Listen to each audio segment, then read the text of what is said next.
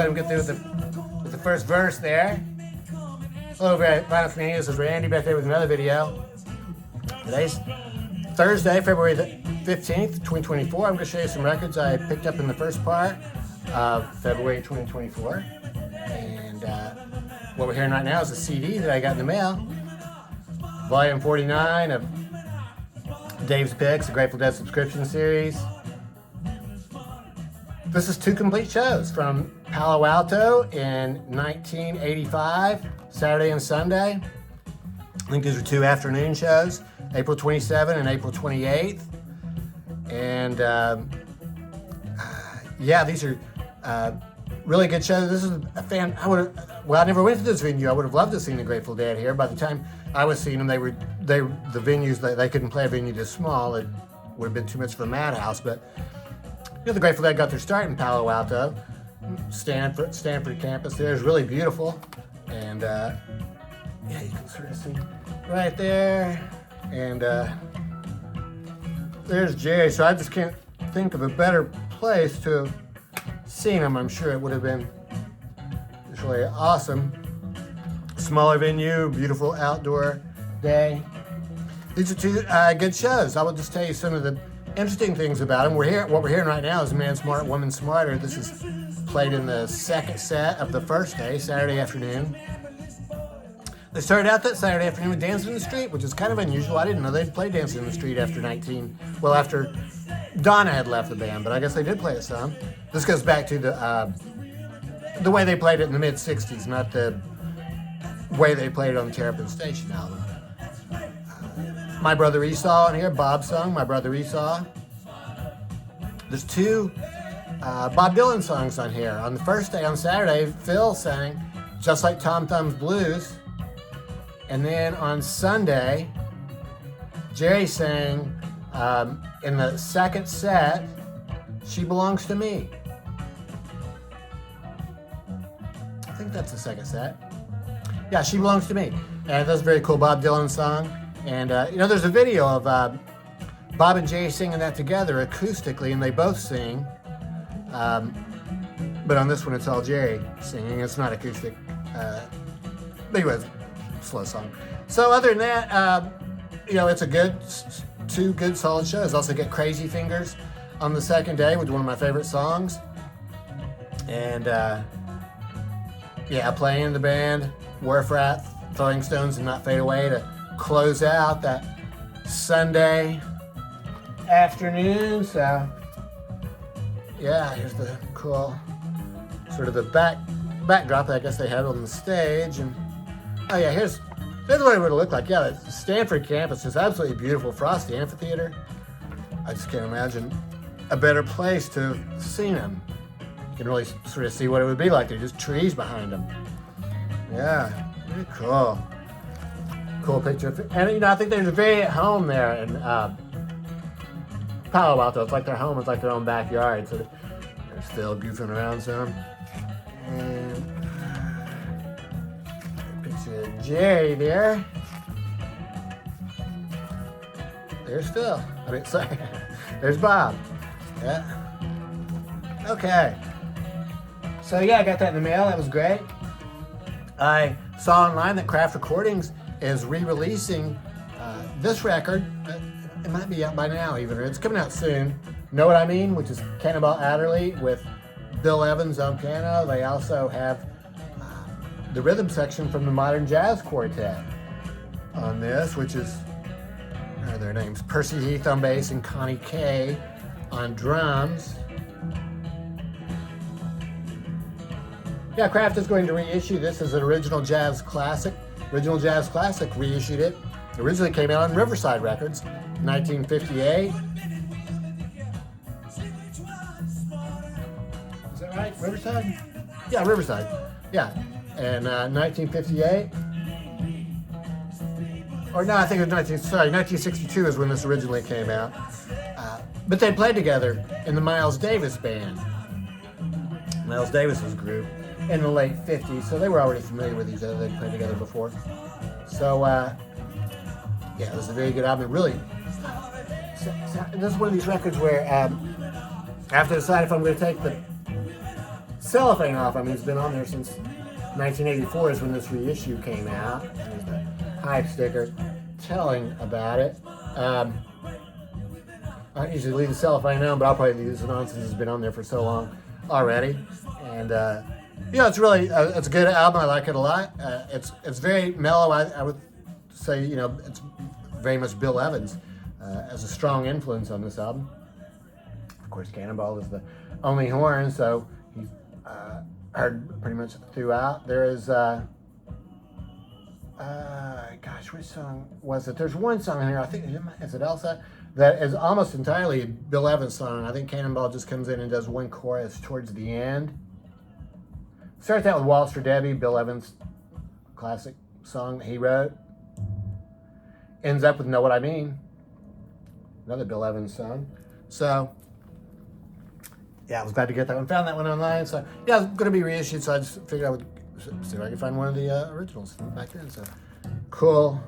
Riverside label. I got another reissue. I bought this one new. Art Blakey and the Jazz Messengers. Hard Drive. Out of This World and the Next World too.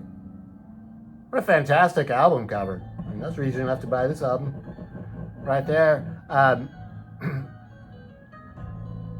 Also, it's on Bethlehem Records, which features Microcosmic Sound. Hard to argue with that. It's mono record. Sounds really good. Bethlehem has been re-releasing some of these records. And I really like getting Bethlehem Records. They have this cool label. And that, it's has some players that are, sort of different than all the Blue Note artists that you hear so much. Well, I guess this is not a good example of that because it's Art Blakey. A lot of records on Blue Note. It actually mentions in the line notes here about how many records the Jazz Messengers were releasing throughout the 50s. A lot of different Jazz Messengers, a lot of different members of the bands. On this album, the Messengers, in addition to Art Blakey on drums, are Bill Hardman on trumpet, Johnny Griffin on tenor, Junior Mance plays piano. I never really heard of Junior Mance before. He plays piano on every song except for one. Sam Dockery plays on one called DOX. And Spanky Breast on bass. And, Art Blakey, of course, on drums. So, very cool. And this has liner notes here, which are excellent. And the guy who's writing the liner notes is talking to Art about how his music is classified as hard bop, which I would definitely call this hard bop. I would hesitate to call it hard bop. It's really good. And then Art replies, so he asks him what he thinks about it, and Art replies, I don't know what they're talking about. Art began in an exasperated rasp. All we do is try to play music, just basic music. Other people put names to it. I don't put names to music. It's just swinging. If we don't swing, it isn't jazz. That's all. That's all we've got is swinging. How are you going to swing if you don't swing hard? How can you swing easy? Even if you play soft, you have to swing hard. Jazz is going to sell itself. It doesn't need any names like hard bop. So, yeah, fantastic. I wish I'd said that whole paragraph. I think you really put it well. So, here's the track listing on this. There's really no jazz standards on here. These are all songs that are basically unfamiliar to me. There's one by Percy Heath. Is it Percy Heath? Yeah, Percy Heath, who wrote For Miles and Miles. Let's see. Sorry, Jimmy Heath. Jimmy Heath is the one who wrote that. That's Percy's brother. So, and other than that, Johnny Griffin, the sax player on here, wrote Crafty. And right down front, the second song on side one, which is sounds almost like a gospel type thing, I guess a revival meeting type thing. So there's that label again, Bethlehem. Hard drive. I got this record from the same vendor. I think this was a 2019 record store day release. It was produced via analog process, recorded and mixed on magnetic tape by Steve Albini. Vinyl mastered from magnetic tape on an all analog original path. So, all analog for this one. So yeah, this is Sunn. I'm told that we don't pronounce that part. And this is a doom band. And this is the first album I've gotten by him. The first song I heard from him was the Sub Pop Singles Club release from a month or two ago. And that was fantastic. So got this record. It's 2 record sets. There's 4 sides on it. They're only like, some of them are only like maybe 13 minutes long or something like that. And it sounds great. It's mostly instrumental. The first song has some female vocals on the beginning, and yeah, just 4 long, doomy songs. So yeah, I would just. It comes with this cool card. I just can't figure this out. There's 2 people listed in the band. They both play guitar, and then one guy plays a bass drum. I mean, one of the guys playing guitar also plays a bass drum. Is listed. So I'm not sure who the third person is here. Maybe it's Steve Albini. I don't know how you pronounce his name. There are some other people who play on it, but they're listed separately, so I don't think any of them. So anyway, it's a 2-man band. Southern Lloyd Records. Send me that sticker. They also include this cool poster. 3 guys again, but they just don't tell me who the third one is. There's a light thing. Probably put that up in the record store to advertise the record or something like that. Well, it's really a limited release, so I guess it wouldn't be in the record store. But anyway, here's the words to that one song with vocals on it. And that third verse is from the 15th century. There's the names of the songs. Very cool.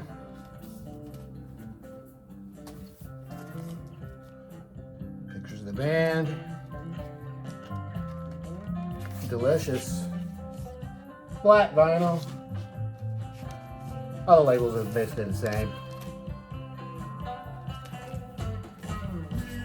I got this. Oh yeah, I should do this. Okay. Got this compilation album. Garage Psychédélique. Psychedelic garage music. It's a compilation of garage and psychedelic songs from 1965 right up to 2019.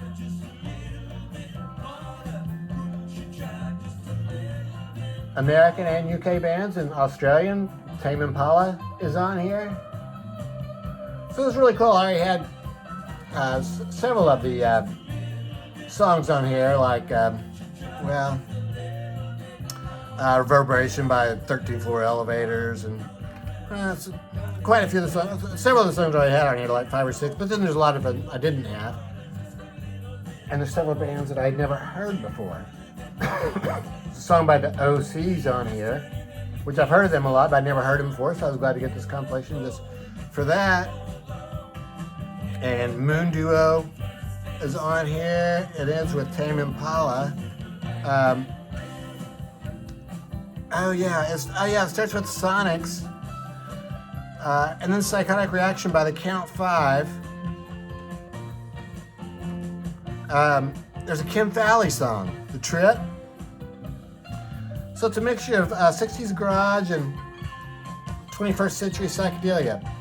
Probably one of my favorite songs on here, I have it on the CD, is I'm Not Like Everybody Else by the Chocolate Watch Band. So yeah, this has been a cool compilation, and comes in this cool green vinyl. All 4 of the labels are different, they're very cool. You can see that color on there.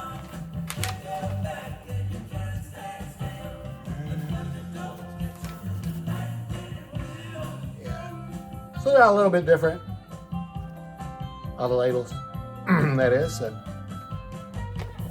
yeah, I got that one online. So it came with this insert, which all that lists is just the name of the band and the song. That's it. And there's like publishing information here, but there's really no information about the bands or anything. It's just the song titles, and that's it. So it would have been good if there'd been maybe an insert, just tell us a little bit about the bands, but yeah, that's what they had. So I got this one online. Iron Butterfly, live in Copenhagen, 1971. 2-record set. The fourth side is just a jam where Bill Bruford and Tony Kaye from Yes come out and jam with the band. So I'm not sure how that worked, if they set up two sets of drums, if they had 2 organs out there, because the main guy for Iron Butterfly plays organ.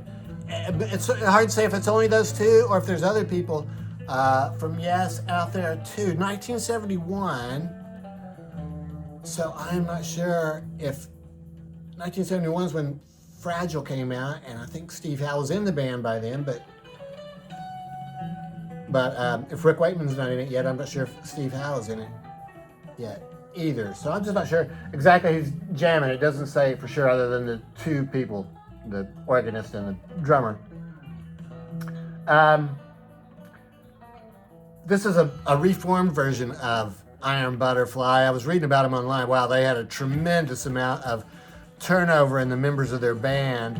So this is not the 4-man band that recorded In-A-Gadda-Da-Vida and the first 3 albums. This is basically a new band, and they have an album called Metamorphosis, I guess, is what they're promoting. The cover of this album is really cool. I'm not sure if you can see that artwork, but it's really fantastic. And oh yeah, here's the band. So they have 2 guitarists here. And I'll tell you, so 3 of the sides are just one long song on each side. Butterfly Blue is really cool for part of it. And the guy starts using this talk box, and I think it's one of the earlier uses of talk box. He goes in with it a little bit too long. All these songs, I think maybe they're kind of stretching it out, like they had to play for a long enough, and maybe they didn't have that many songs because they were new members of the band or something. There's a lot of drum solos, and you know, the recording quality is very low. This is on Purple Pyramid Records, which I've gotten a couple of live albums from Purple Pyramid before. And I knew that they probably were not going to be the best quality. It's really not very good recording quality. But after you get used to it, just let it play for a while. Yeah, you get used to it. And so it's pretty cool. I mean, it's hard, heavy rock and roll. I mean, I always think of this band along with Vanilla Fudge. I guess maybe because they both have keyboards and big bombastic type vocals. The gray vinyl. The first side does have 4 songs on it, but there I think might be 4 songs from the new band had made. They're cool songs. I like it. I like the first side. So you know, other than like I said, the recording quality is not the best. I'm going to continue picking up Doors albums. I've picked up quite a few in the last part of, well, I guess throughout 2023. So this is Waiting for the Sun. This is I think this is a British import. For some reason, the record store had this one. It has this. It's not a sticker. That's part of the label.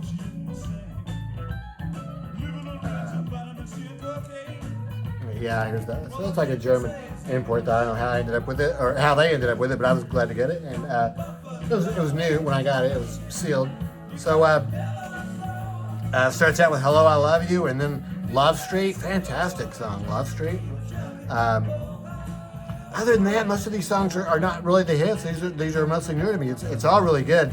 I mean, that's good because I think these songs are really good too, and they're all new to me. Well, like I say, Unknown Soldier, I guess I'd heard before.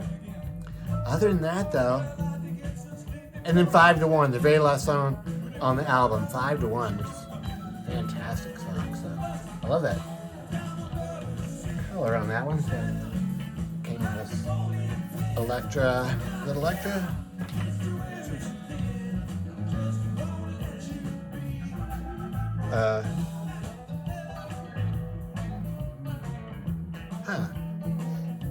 guess that's Electra.